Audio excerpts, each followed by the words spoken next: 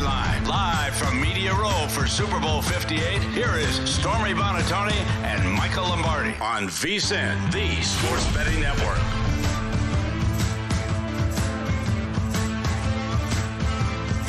We are back here, hour 2 of the Lombardi Line as DraftKings Network Super Week rolls on live from Media Row in Las Vegas. This segment is presented by DiGiorno. It's not delivery, it's DiGiorno. Welcome back, everybody. Great start, hour 1. In case you missed anything, remember you can always download the Lombardi Line in podcast form wherever you get your podcast. Today is Thursday, which also means a new GM Shuffle episode is going to be there, locked and loaded. Yeah, we just did it. We recorded it. Femi was, he played the diva role today. He showed up late. I mean, one wrong, all wrong, and we got it. But Elliot and I were here. We were both here on time. But Femi couldn't quite make it on time, but we had to work around his schedule, but that's okay. We got to give Femi a little bit of grace, too, because it is Super Bowl week, and there are perhaps some festivities that might go on in the evening. You live in town. You were on time. Thank you, Michael. See, no diva behavior here. No, never with you. It's been interesting, what a great town, but, there's so much been going on with the 15, the construction. When I was here last year, it was unbelievable. And now I'm starting to see a lot of roads are getting closed. I don't even want to go near Allegiant Stadium in the coming week, in the coming days. I think it's going to be impossible, right? I was going to say, when you're driving on the 15, at least you get like a very long view of Allegiant Stadium. Yes. You can make sure you see that matchup graphic. Yeah, it's great. But that's why I get off.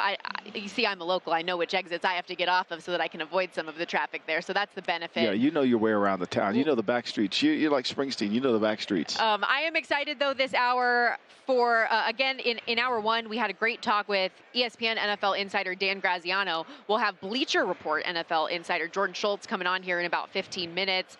We'll also get good friend of the show, Sean Merriman, talk with him, former sack leader in the NFL and, of course, former Charger. So lots of topics to discuss with him in terms of the new head coach, Antonio Gates, because we've got NFL honors coming up later on today. Find out who's going to be enshrined in this year's Hall of Fame.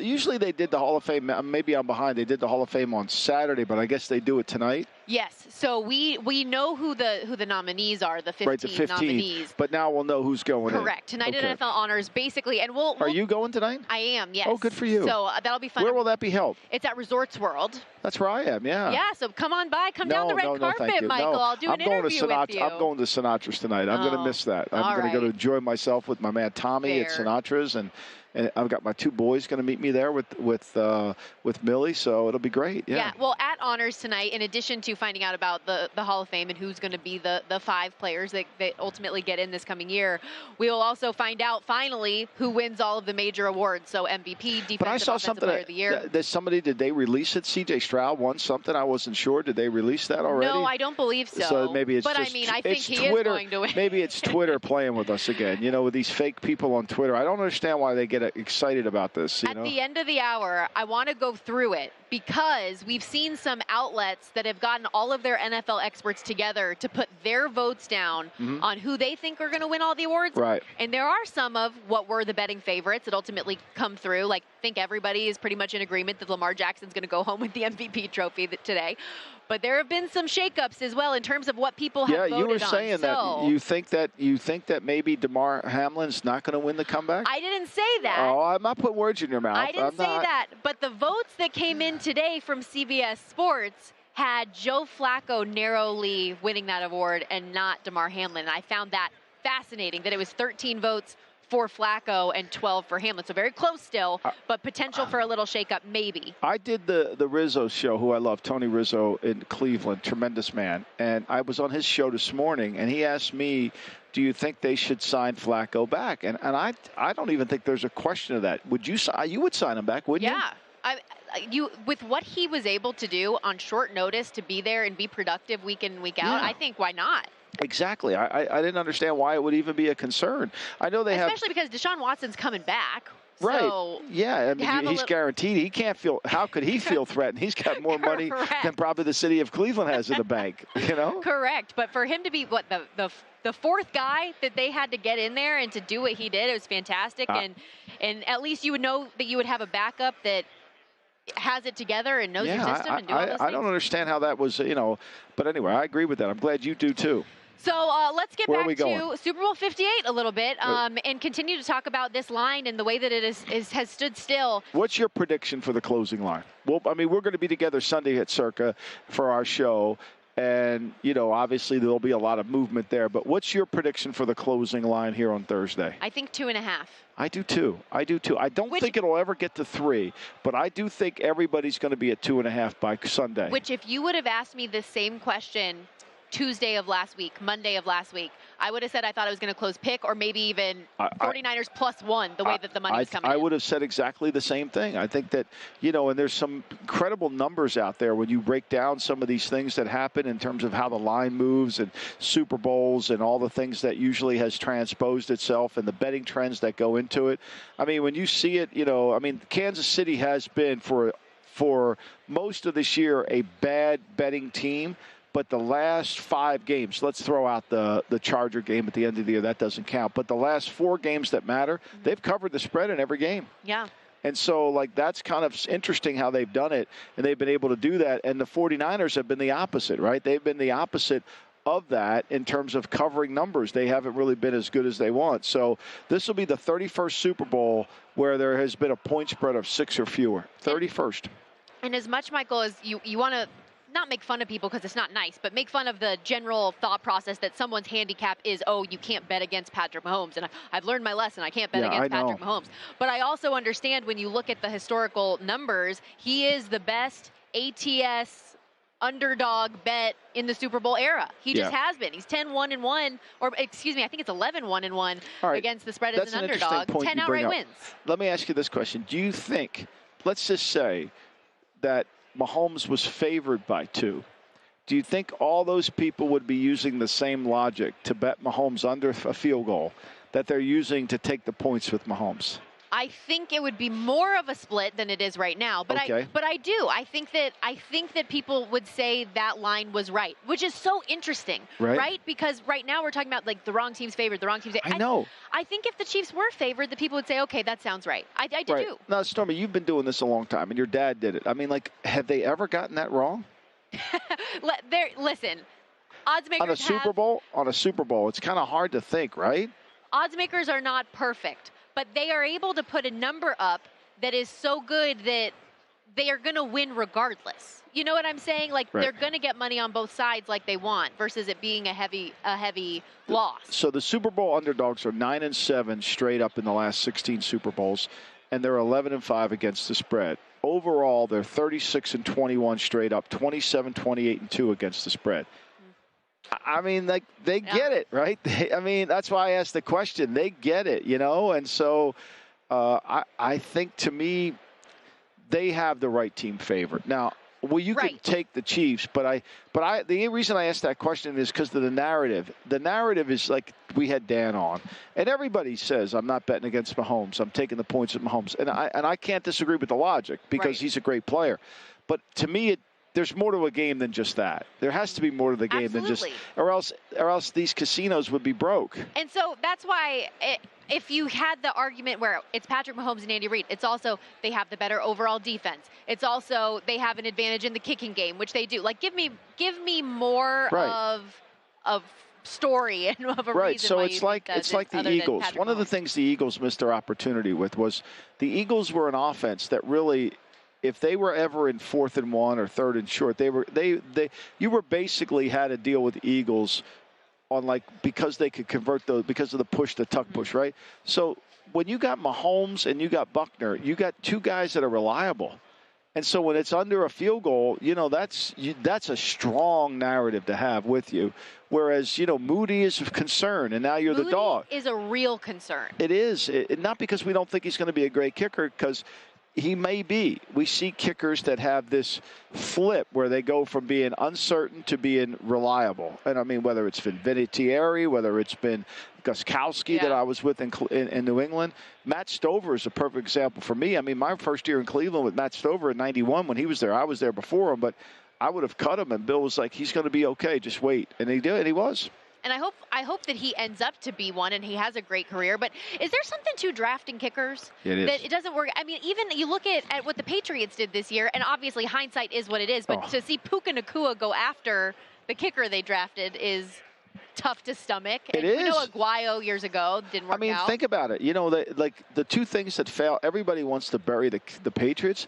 The kicker. I don't want to bury them. I know you don't, but you're right, though. The kicker killed them, and so did Mac Jones, the kicker and the quarterback. And that's the conversation we're having here today, is the Patriots are a horrible team because the kicker and the quarterback were horrible. And the Chiefs are a really dynamic team because the quarterback and their kicker are great. Mm-hmm. I mean, it's just, to me, it's that simple. That's why turning the 3 points down is so hard for me to understand. I get it in the NBA. Take the 3, don't take the 2, because the volume of possessions were in your favor. But you don't get volume of possessions in the sport. This game could be a 9-possession game. Well, okay, with that, as far as the total sits at 47.5, are you feeling an under? Do you think that number's right on? What is your thought process? The under has cashed in 4 straight Super Bowls before last year's 38-35 over cash. Yeah. The over is 27-28-1 in the history of the Super Bowl. There was a no total. They didn't have the total. Actually, the first Super Bowl, there was no total in that game. Can you believe that?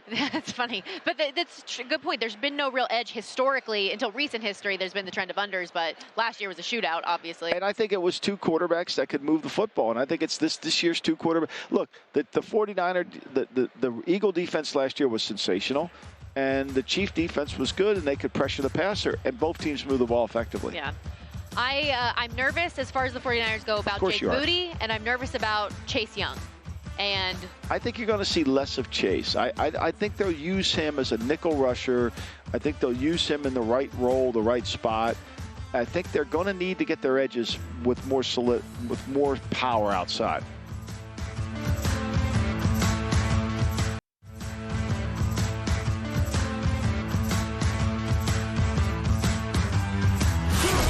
This is the Lombardi Line, live from Media Row for Super Bowl 58 on VSiN, the sports betting network. DraftKings Network Super Week rolling on live from Media Row at the Convention Center at Mandalay Bay in Las Vegas. This segment is brought to you by Bayer Aspirin, the official sponsor of Fans Heart. We are the Lombardi Line alongside Michael Lombardi, Stormy Buonantony with you, and very pleased to welcome in NFL insider for Bleacher Report, Jordan Schultz, friend of the show. Thank you for doing this. My pleasure, Stormy. Great to be here. Thanks for having me. Vegas treating you well? Yeah, I was telling you before we went on, it's the combination of Super Bowl and Vegas sensory overload. I was in the lobby for like 7 minutes, and I just said, I got to get out of here. Yeah, I tell you what, if you don't have an appointment, if you go in there, that's like going the rumble in the jungle in there. You better get out, because somebody's going to put you on. Yeah. You could pretend you're somebody else, and they're just going to put you on the air. They could care less.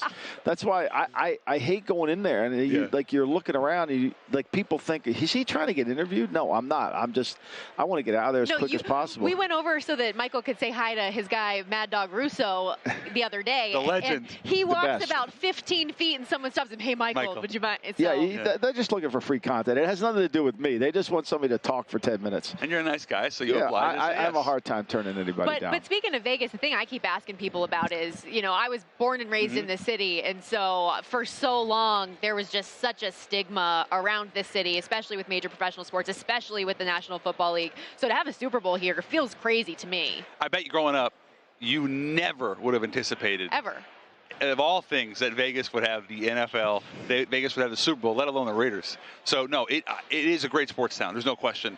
And, I see some Vegas Golden Knights jerseys. I like to see that. She was a Golden Knights girl. Won the cup. I used to work for the team, yep. Nice. We just saw the Rangers get blown out by them at the Garden last week, 5-2. I wasn't going to bring that up. But, but no, it's been great. And it is a great sports town. I'll give you that. Good food, good sports. But I see that smile on your face. You're happy so here. Much. You like it. It's so much just overload, It's like, holy moly, I need a minute. But anyways, I'm a low-key guy, I'm low-key. Jordan, let me ask you, are you more surprised of the Super Bowl being here, or that we're going to open up the 2024-25 season in Brazil? I mean, that has floored me. I would say at this point, Brazil. Yeah, that we had heard that South America, or I should say, we've already had Mexico. We had heard that Brazil was in the mix. We've heard Spain. Obviously, they've had so much success in the UK and Germany, but Brazil getting the opener with the Eagles says a lot. Who do you think they're going to play?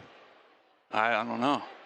What network is going to broadcast what it network? too? That's a whole nother question. Yeah, I'm just hoping that DraftKings can somehow send us out there, Michael. I would like that. Would be nice. I wouldn't mind going to Brazil. I don't know about the security element there, but, I would like that, yeah. Would it be? It wouldn't be the Super Bowl winner because that's not the kickoff game, right? It's a Friday. It's a Friday. We're going to do it on right. Friday, so the kickoff game's on Thursday. So Right. we're going to have opening Friday. Which look, the NFL can take any day they want to take. Yeah. We took over Thursday. We took over Friday. I mean, I think the Black Friday is here to stay. That was awesome. Even though it was a horrible game, it's awesome. Black Friday was amazing, and it also gave you something else on Thanksgiving to look forward to. Yeah. Because you get such an overload on Thursday, and you think you're done till Sunday. I loved it. I also thought that it signifies, Brazil does, just another indication that the NFL is truly a global game. Yep. For so long, the NBA has said we're the global game, and the NBA is, basketball is, without question. But the NFL taking a big grip now in Mexico and Brazil on an opener is incredible. I thought it was great, and I think the Super Bowl in Las Vegas is just another massive indication that the league has transformed. And you just look at the ratings this year, too. Like, the sport is more popular than ever, and it's awesome to see the growth and how many people have grown to love it. Let's talk a little bit about the coaching cycle here a little bit. Is there a hire that surprised you or someone that didn't get a job that surprises you? I was, maybe this is naivete, but I was surprised that Bill Belichick did not get a job. I thought it was pretty clear that the Chargers were the only organization willing to cede control, and Jim Harbaugh gets a lot of control. And obviously, they bring in Joe from Baltimore, and I love that hire. But it's still the Jim Harbaugh show, and he brought a ton of people with him, including his DC, Jesse Minter. But the fact that he didn't get the job in Atlanta and that he interviewed twice said a lot to me. And I thought, and I don't know, Michael, what your take on this, I'd love to hear it. I thought that going in, he was the favorite. He was. I thought that as the process went on, it became pretty clear that even if Terry Fontenot stayed, that it would still be Bill having the final word, having the final say. And then I think Raheem really blew them away. What I was told was that Raheem learned a lot from what happened in Tampa, learned how to delegate. He brings Zach Robinson with him from L.A., has a good special teams coach. And I think there was a clear indication that Atlanta really wanted to restart and go younger with a young head coach who within 15 minutes had called half the team and said, this is what it's going to look like for you. This is how I'm going to use you, how I'm going to deploy your services. You trust me, I will help make you great, which I thought was really cool. Well, I mean, Raheem was the favorite of Rich McKay from the beginning. Yeah.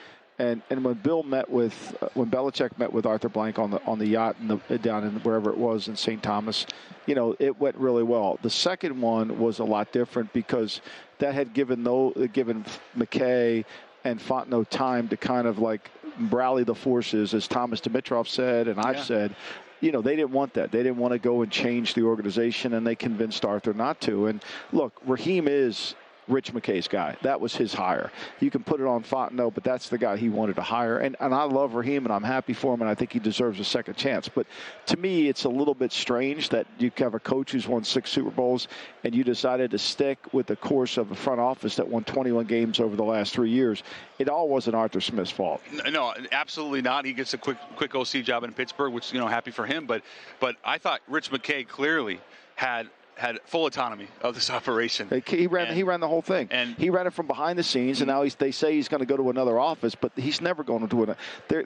We have these things called phones. Yeah, they work. It works. Why do you think, this surprised me a little bit, why do you think, Michael, that Arthur has given so much trust to Rich, given the fact that they haven't over the last few seasons really had that tangible success? I can't explain. I think that's the $1 million question. I don't think you're asking that. I think a lot of people in the league are asking that. I wish I knew the answer to it. They wish they knew the answer.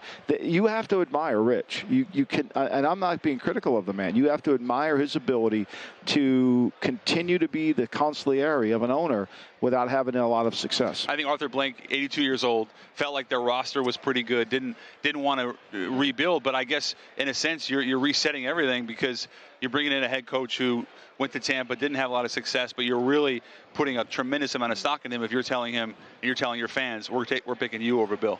So Jerry Jones doesn't extend Mike McCarthy. He's said recently that, hey, Bill and I are friends. I could definitely work with Bill. Mm-hmm. So the Cowboys, the Eagles, both of them retain their coaches, but there have been question marks about them. Are those 2 spots you could see as potential landing places next year maybe? I thought, if things don't work out? I thought maybe a little bit more with Philadelphia because I thought if Bill were to go to Dallas, to have, even if Jerry says, I'm going to let the personnel people be those people, I mean, Jerry's always involved. I mean, he has a weekly radio show. He's not going to do, it's just not going to happen. Well, so that's the one thing, and I've talked to you about this, Michael, that I would just find so hard to believe that Bill Belichick could be in an organization where his owner, he's going to have to take questions about what his owner said on the radio every single week. Well, that would be tough. But I think he's taking questions of what someone said in his conference without attribution. So this one does come with attribution. Yeah. Right. So there's always somebody talking to somebody. This Jerry does it out front. He doesn't make any mistakes. It's a different level, I feel like. Yeah, I know it is. And it's hard. It is really hard. But I think, with Bill, the players would know they work for him, just like they did with Parcells. I think, I don't know if this is a bad take, but it's my opinion that it's almost 72 years old.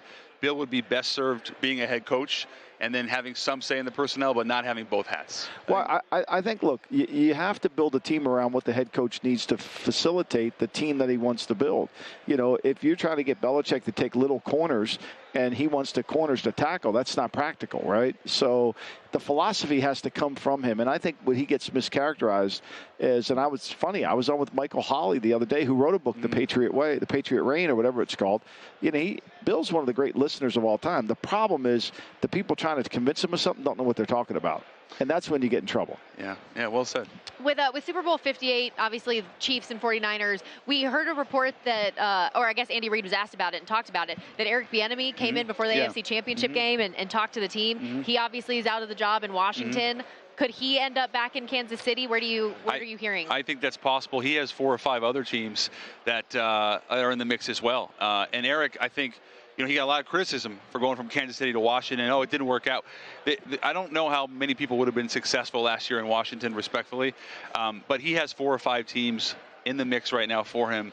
And Kansas City, I think, would be one of the teams potentially willing to bring him back. I don't know if it would be an OC role, but I think they would. Is there any OC jobs open? I don't think there are. Seattle's the only one left. Right. He hasn't interviewed out there, though. No, and they also have their DC job. So they haven't filled it either. Right. They haven't filled their OC job either. No, both. They're taking their time. And obviously McDonald's going to hire somebody that he knows. I think they'll have that done by the end of the week by Super Bowl. Who gets the Dallas defensive coordinator job, Jordan? Well, Marquand Manuel was my sleeper because he's interviewing this second, and I thought he made a pretty good would make a pretty good choice. Although, and he's worked before with Mike, so that was my sleeper. But I know they love Al Harris there as well. Yeah, but you don't think it'll be Rivera or? I don't think it's going to be Rivera. And Rex Ryan? No. And Mike Zimmer? Zimmer, I thought, was actually interesting. I thought so too. But I would Zimmer out of those 3 would have the lead for me. We got to hit the break. Who wins on Sunday?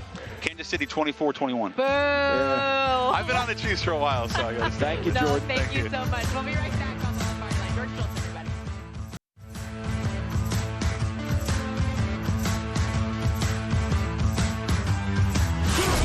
This is the Lombardi Line, live from Media Row for Super Bowl 58 on VSiN, the Sports Betting Network.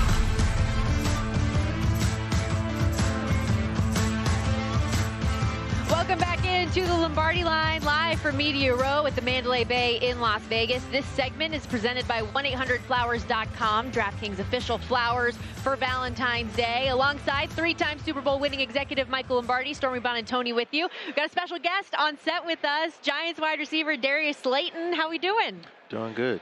Good. Happy to have you here with us. Thanks for doing this. Yeah, happy to be here. How'd you hurt your hand? During fall camp in August. And it's been that bad all year, huh? Yeah, I wore a cast during the season. Did it make you? Did you have to have a hard time adjusting to the catching, or was it? Yeah, because the cast covered a portion of my hand that the ball would hit. So kind of a little period of there making sure it didn't ricochet off my hand. But did you try to body catch more than you normally would have? No, I still tried to. I tried to use my hands. Yeah, I know it's hard, right? Yeah. That's impressive. I mean, that's the hardest thing to do, right? That thing's too hard. Did you have to get it operated on? Yeah, I just had surgery about a month ago. Yeah, we're not doctors here, but we know medicine. Yeah, we've been talking about trying to do a segment that I'm not a doctor, and then give all of our opinions. But no, glad to see that you're doing well. Happy to have you out here in Vegas. What was the biggest difference you feel like from year 1 to year 2 under Brian Daboll? Felt like things were a little bit different. Yeah, I mean, I think obviously kind of the main thing was Daniel was out a good bit. Yeah. You know, he got hurt early and then kind of came back, and then obviously was out for the season after the Raiders game. And we had some other key injuries. Andrew Thomas got hurt in the very first game of the year, missed some time. So we had some unfortunate things in that nature. But other than that, obviously we just didn't make the plays in the close games that we needed to make to win them. Yeah, and as you go forward, Mike Kafka stayed with the team. He interviewed in Seattle. He tried to go to Seattle as the OC. They wouldn't let him go there. So what do you see as the future? We know Saquon's a free agent, right? But we know that obviously they want to try to sign him back. They could use the franchise tag on him again. Mm-hmm. But what do you see for the offense next year? I think we improve. I think obviously as a friend first, I want Saquon back. Sure you do. He's a great football player as well. So want him for football as well. But whether he does return or doesn't return, obviously, we got to do better than what we did this year. So whoever would be the next running back in succession to take over, if he were not to be back, would have to do a good job, and we'd have to find a way to win. How challenging was that last year in the preseason when you're hearing all the back and forth and Saquon's not around like you anticipate him being from the jump, and then having to have all of those question marks again for the second year in a row? Yeah, last year was a little bit different because he was under tag. So it's like, you knew he was going to be back. Yeah. He just didn't want to be under the tag. Yeah. That's why I asked, because they could do that again, hypothetically. Yeah. If they do, then, obviously I hope it doesn't go that way. But, if they do, it is what it is. But last year was a little different in that even though there was dispute, the franchise tags, it's like trying to get a divorce, but, your wife tags you. You can't leave. Yeah, you can't leave anyway. Yeah. So, but I don't know if that works. I don't know if that can work anymore. There's too much money involved. Yeah. But, I think you're right. You have to take the approach as a player that this is a business, right? And so you want the best thing for him because he's your friend, but you also want the best thing for the team, too, right? And I think, the Giants do want him there. I think that's pretty clear. It's just understanding what the running back market is. Yeah, and the running back market took a big hit, these last couple of years, kind of the way that people value running backs. But, I think you look at any winning team, look at the two teams in the Super Bowl. Yeah. Where were the Chiefs before they got Pacheco? Well, yeah, but Pacheco's on a 7th-round contract. See, they drafted Edwards-Helaire in the first round, which was a low first-round pick. But you're right. You got to have one. The problem is it's a little bit like there's a lot of them. It's the law of economics, and there's so many out there that you say, wait a minute, hold on, and I think Saquon's a great player.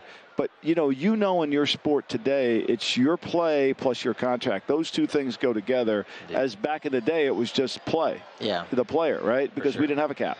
Now, I know in the season it was a little bit short-lived, but I got to know, what was it like during that Tommy DeVito, Tommy Cutlets mania in the locker room? I saw his agent over here. I saw him. I was doing an interview. I saw his agent. He really looked like he just came from the casting of Goodfellas. He looked like he just came in there. What was that like? It was really like living a movie, honestly. I bet. It felt fake. It felt like the Sopranos and the Giants football came and had a baby.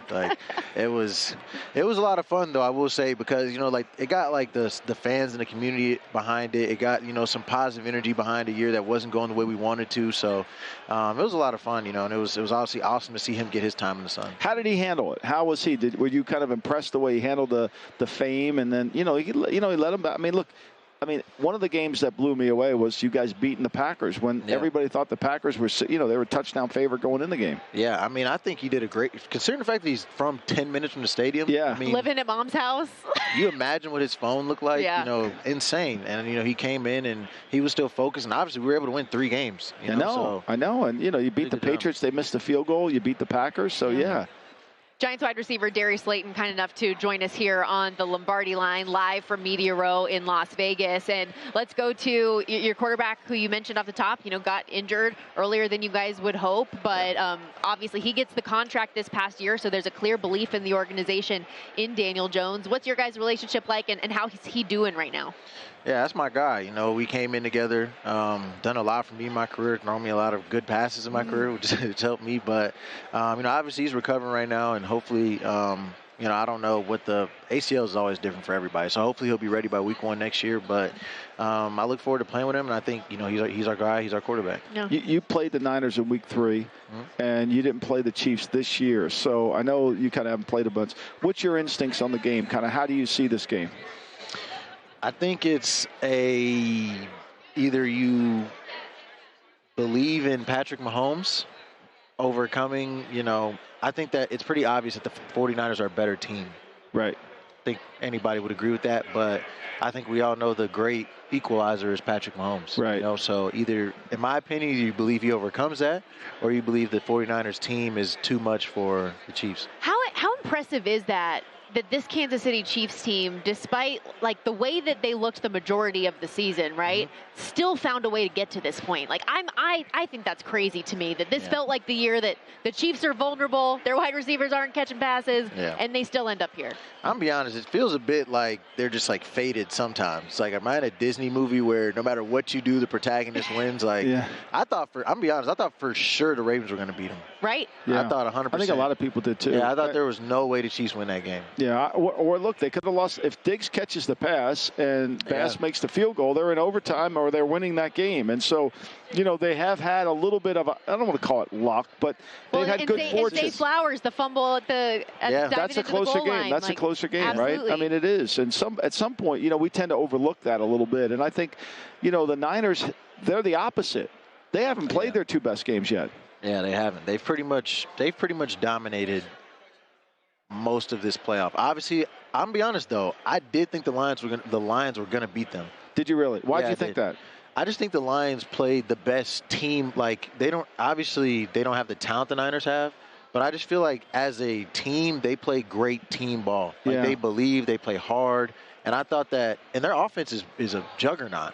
Yeah, you know, like, they don't have the flashy names, I guess, that people want to say or see, but they're pretty unstoppable. Yeah. You know, so I thought for sure the Lions would beat them. And to be honest, if one of those Dan Campbell fourth downs went the other way, now let's ask you, as a player, what did you think of that? Now, be honest, that was Dan Campbell. It's not, you're not coaching, you're not criticizing Dayball here. For sure. But don't you get the sense that the locker room, forget the analytics, and I'm not trying to put words in your mouth, that you want to take the points? Like, you want that. Now, there's some people, and you can dispute this, that believe momentum doesn't exist in sports, which I think is completely insane. See, I don't agree with that. I was going to say, let's start there. Okay. Do you believe in momentum? 100%. Why?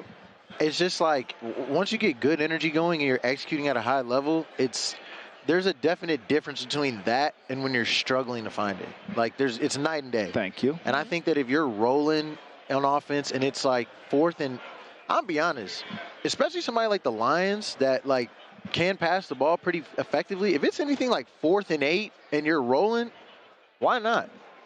But in those situations, I guess, would you have preferred? The momentum shifted back to when they didn't get it. They didn't get it, yeah, for sure. And that's the catch-22 of it, is that it can go the other way. But I just think that when it does work for you, I mean, it's... But if you get the 3 on the board, that works for you too. It does. Now, the last time he did it, I think he should have took the points. The long field goal. Yeah, the long field, I think he should have took those points. See, and now I'm curious about this game, the strategy from Kyle Shanahan, because their kicker has been struggling, and whether or not he wants to be aggressive in some of those 4th down situations or try to trust the kicker, I don't know. So that's one of the angles in this game that I'm very curious about. We've only got about 30 seconds left, but because you mentioned Isaiah Pacheco, 7th-round pick, Brock Purdy, 7th-round pick. How cool is that to see what some of these guys are doing on this stage, given where they were selected in the draft? It's awesome. I think it's great for the league, and a league where it's so first round and centric. And these guys are the only good players to ever come to the NFL. Their first 32. You know, I think it's great that we're getting to see 2 7th-round picks be dominant players on Super Bowl teams. Remember, it's not where you get picked; it's how you play. That's the key to the key to the league. And we can't seem to get that through on Brock Purdy. The guy plays pretty damn good. Plays good ball. You're awesome, Darius. Thank you for stopping by. Thank you so much, man. Appreciate you guys having me. We will be right back here from Media Row. This is the Lombardi Line on VSiN, the Sports Betting Network.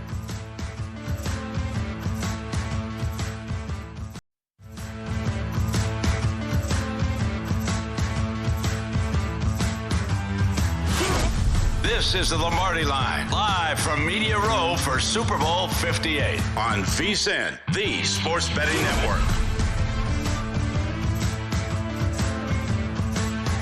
DraftKings Network Super Week rolling on live from Media Row in Las Vegas. Michael Lombardi and Stormy Bonantoni with you. This segment is presented by DiGiorno. It's not delivery, it's DiGiorno. A huge thank you to all the great guests that we've had on. A great conversation moments ago with Giants wide receiver Darius Slayton, as well as NFL insiders Dan Graziano and Jordan Schultz. It's always fun when we can get some of those guys on and it's good. Dive deeper into like the coaching carousel. Yeah, I thought Darius was great. Yeah. I mean, talking about going for it on fourth down, talking about going, It's good to get the players' perspective in that because they're doing it every day. I think we ignore that, but I think there is a deflation in the locker room that comes from not getting the points. If your basic principle is there's no momentum in sports, then it's easy for you to say to go for it on fourth down. You know what I wish I would have asked him is, what about halftime? We talk so much about like halftime adjustments and a halftime reset or not letting a team carry over momentum from the first half to the second half. Like, how real is that? It's real, but it's also has to be within the planning of the game. Like for me, this game is a lot about, what are we going to do at halftime? What are we going to do in the second half? Like you have to have two games. You have to have two game plans, a first half and a second half. And you got, like, especially in this game, Steve Wilkes has got to be really good to start the game.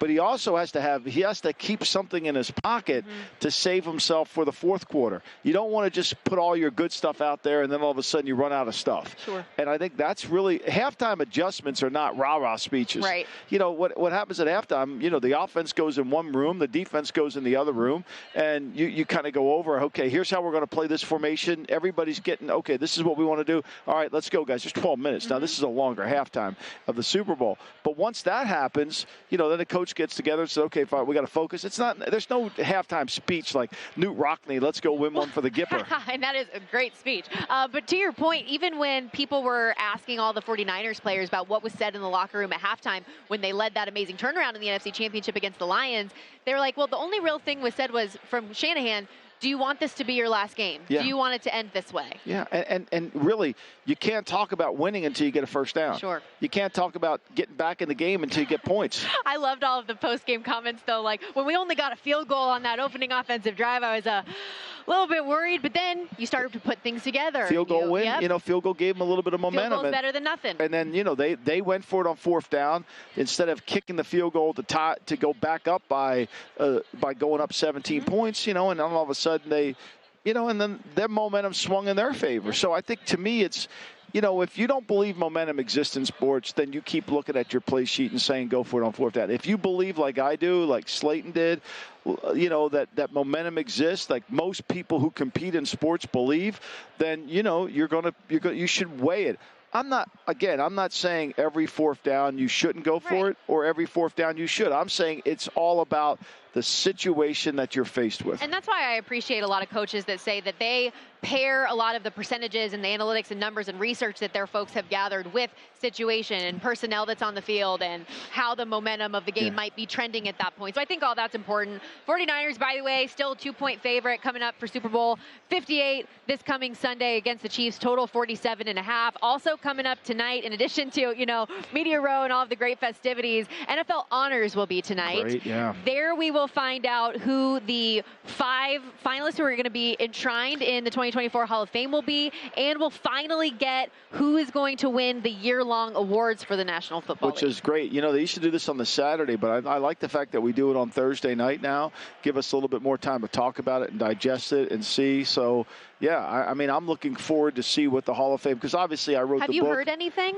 I think Steve McMichael will get in for sure. Okay. I think he's going to get in. I don't know about anybody else, but we had Peter King on yesterday. We didn't have a chance to ask him that question. So Steve McMichael, of course, legend for the Bears. A couple Bears, though, potentially. I saw a report from the Chicago Sun-Times that said this should be the year Devin Hester gets in. Yeah, he's one of the 15. And, look, Tommy McDonald's in the Hall of Fame.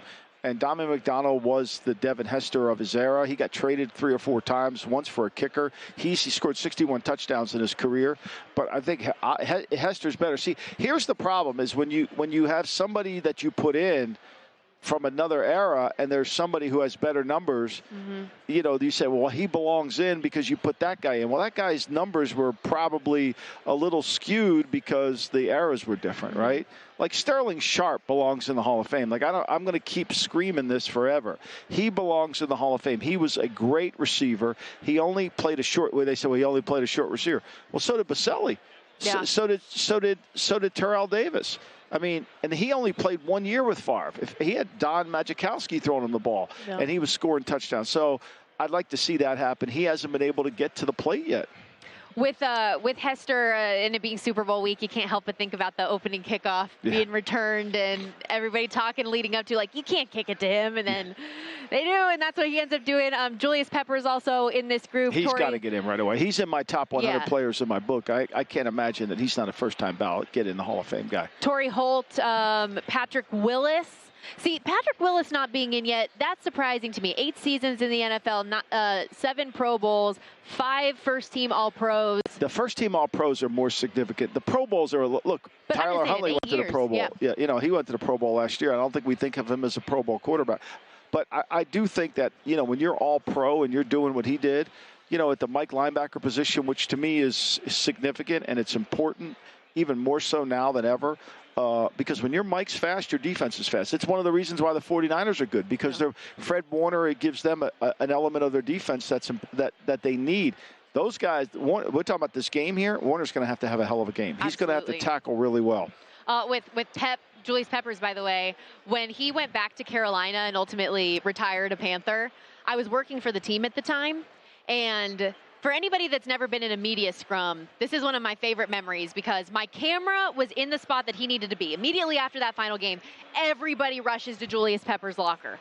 And so my cameraman is in the perfect spot, but I was like caught up doing something. I sprint in and there's a full crowd, but I work for the team. I have to get my microphone in there. I ended up, Michael, on my hands and knees, crawling underneath these people and just holding my microphone whatever up it like takes. this. Whatever it took to make sure I did not miss the sound of Julius Peppers' final game. I love it. Oh, I love it. That shows your dedication to the sport. I appreciate that. So what will you be doing tonight? So tonight I'll be down there. As soon as our show is over, I'm going to head over to Resorts World, and I'll be down at the red carpet for DraftKings. We're going to talk to all the players. And what time does it start? What time does it start? The show starts officially at 6 p.m. local time, Pacific, and then the media availability red carpet is from like 1 o'clock to 5. So are you going to judge outfits too, like they do on the red carpet at the Academy? I have never done a red carpet, so I might have to lead off with just saying I've been told I'm supposed to ask who you're wearing. You know, Abby Berman, Bill Berman's daughter, who's a student at Alabama, she wants to be able to do the draft fashion, which I think is a brilliant idea, right? She wants to grade. You know how all the guys wear those suits? And, you know, and obviously for me, I'm from a different generation, so I don't really get it. I admit I'm old. But she does. And so, but I think we need somebody to judge these outfits, you know, somebody out there to kind of like give us a perspective of who's, you know, like who looks sharp and who doesn't. Yeah, like the fashion police. Right, like everybody loves Mike McDaniel's coaching outfit with his pants pulled up. They used to make fun of Vince Lombardi when he had his pants pulled up. Now Mike McDaniel's does it. They think it's the greatest thing since sliced bread. So good, but it'll be great. We'll talk to some of the nominees and we got celebrities walking in here now. We got celebrities walking in now. Yeah, Millie and they got the whole crew. There we go. Now we're going to get interviews. We're going to get interviews now. Yeah, we're going to finally get interviews.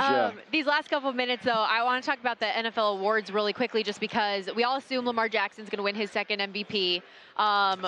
Myles Garrett is you would think would be winning Defensive Player of the Year. Myles Garrett, Micah Parsons was also a very short number. I got to think it's Garrett, right? But T.J. Watt on this CBS Sports, like all of their major NFL experts voted on everything. T.J. Watt got 17 votes. Myles Garrett got 8 from CBS Sports. I want to know who's doing this voting now. So that's why I'm curious. Do we think any of these types of results are going to translate to what the actual AP voters do? Yeah, I mean, we got to do something. We got to figure out who's doing these votings. Like, it's got to be, you know. Because another one, so everybody was on board with C.J. Stroud, Defensive Rookie of the Year. Comeback Player of the Year. Can Millie come on with us for the last minute? Come on up here. Come on, Millie. Get up here. You want to make an appearance? Get up here. Now she needs help getting up here. Come on, get over here. Let's go. Oh, and the sneaker game is strong. Yeah, I mean, you know. We've only got a minute left. Get on the mic. Yeah. Here you go. This will be good. For me. So nice to meet you, too. The one and only Millie, ladies and gentlemen. Finally, So who's going to win, Millie? Who do we pick? Yes, who we got? I'll go with the Niners just because I sit next to my girl here. I can't go against them. Oh, you're the best. I so appreciate you. See, I thought it might be because of the ring he has on his finger. Well, she has one of those, too. I got one, too. That's amazing. Why aren't you wearing it today? No, you know. She gave it to her daughter-in-law as a kindness gift. Because Mick first was with the Niners. How many years ago? Long time ago. Yeah, so I gave it to my daughter-in-law so she could have it to wear. That's amazing. So now she's, How has everything been this week? The resort's treating you okay? Awesome. Michael hasn't tried to tell you to go get coffee anymore, right? He's been giving me this whole thing about how, like, I'm working so hard and, like, she needs me to get her the coffee. As it should be. As it should be. Absolutely. I'm Team Millie on this one, Michael. All day. Tell me about it, right? We know that. No, you're the best. Thank you so much for having me. I wish that we had more time, but no, this is plenty of time. It's plenty of time.